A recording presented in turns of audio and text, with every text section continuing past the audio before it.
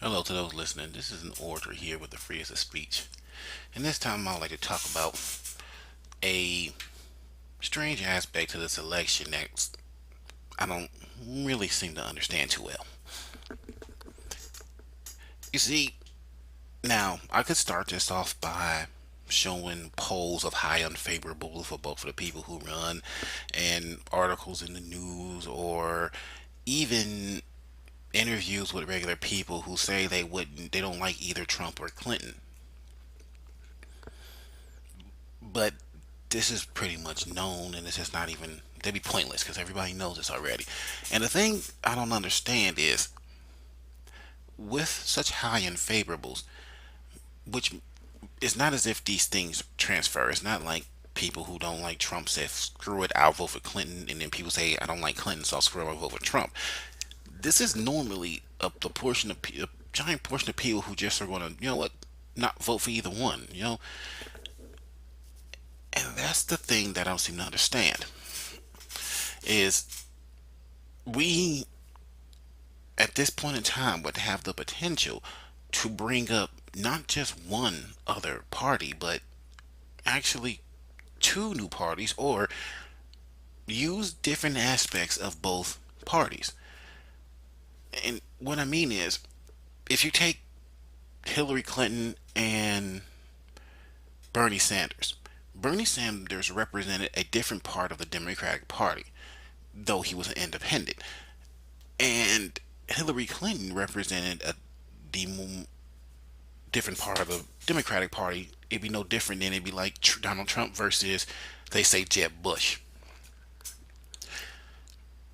So the thing is that with the discontent of the candidates that we have, you would think that one of these other two could rise up, or both parties would just put forth both candidates, therefore allowing their voters to pick on a grand scale. Now, I know you may be saying that is not the power of the primary process. Well, no, it really isn't. Because it's already well documented that the Democratic National Committee, when it was run by Debbie Wasserman Schultz, if I'm saying her name correctly, or I got the right person, I'm not looking it up right now anyway. It's said that, yeah, she used her power to pretty much promote Clinton and try to destroy Sanders. Whereas on the Republican side, they kind of did the same thing to Donald Trump.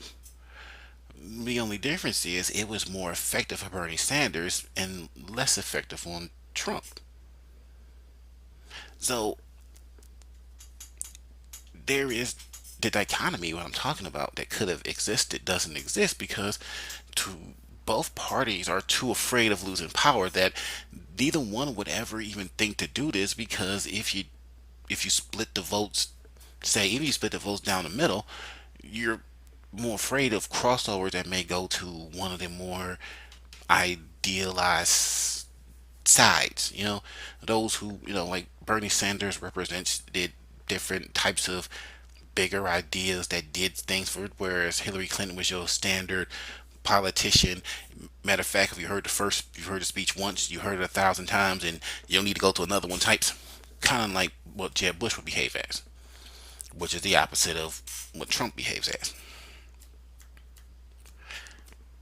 So, all in all, the thing I don't seem to understand is that you keep hearing people keep saying, never Trump, never Clinton, we don't like these people, but yet no one could rise up in the midst of all this we don't like part.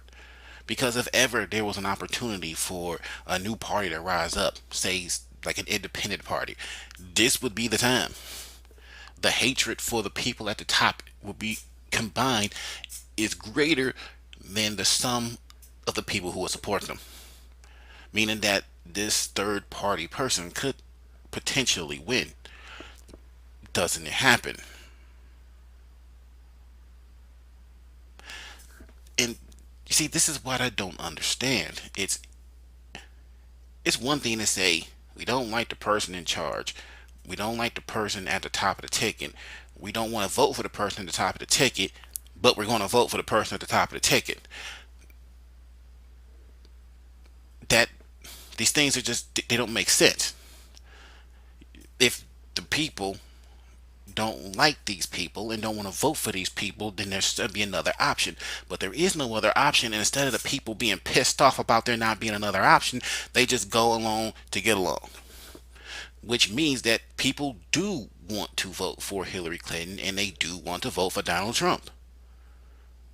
Because in this instance, if there was any type of true disapproval with these two, another person would have to rise up. It's no different than any anything else that happens when there's a void. If there's a void, somebody or something steps in to fill that void. We here's a void, but nothing steps into it, which means there either is not a void, or everybody realizes that void or not, the people do not matter, so they have to sit down and shut up. To me, this is really the only thing that truly makes sense. It has to do with being trained from the beginning that these are the parties, they will do what they want, you have to accept it. And this is what America is supposed to be.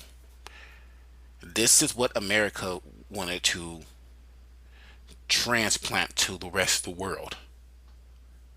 An election system that is pointless. The people know it's pointless.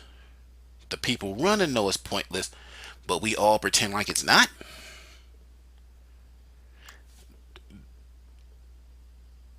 The thing is, if this is what people want, then that's fine. Just stand up and say, we are perfectly happy and content with working in pointless elections. We know it's pointless. You know it's pointless, but we're fine with doing it. Or people need to stand up and say, change it to what it's supposed to be. But seems the fact that people aren't standing up and saying what it should be, that means people like it the way it is. So everybody needs to talk about how nobody wants to vote for these two people, because according to the way people's actions are behaving, reactions and their behavior, they do. And this is an orator with the freest of speech. Thanks for listening.